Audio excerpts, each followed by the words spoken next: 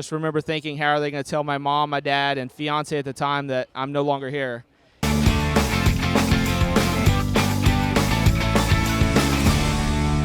About 8 years ago, while working line service at an FBO in Tulsa, Oklahoma, I was out getting a Phenom 300 ready to depart the ramp area. The captain of the aircraft asked me to pull the GPU away from the airplane.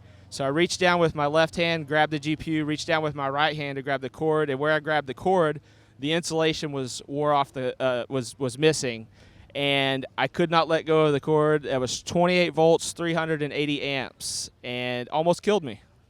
I believe I was screaming, "Turn it off!" And I remember seeing the pilot pull the plug out of the aircraft, but it was still had power going to it, so it's still electrocuting me.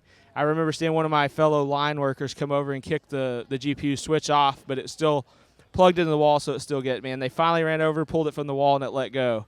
And I remember laying back on the ramp and telling them to cover my hand. I didn't want to see it. Had third-degree burns to my right hand.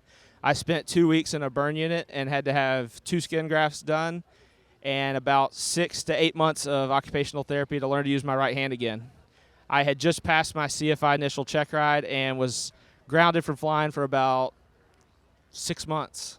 Yeah, so I remember the 3 things that went through my mind. Number 1, oh my God, I'm about to die. Number 2, I had this feeling of letdown. And number 3, I just remember thinking, how are they going to tell my mom, my dad, and fiance at the time that I'm no longer here?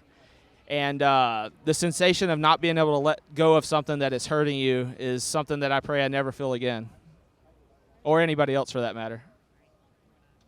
And there's the scar from it.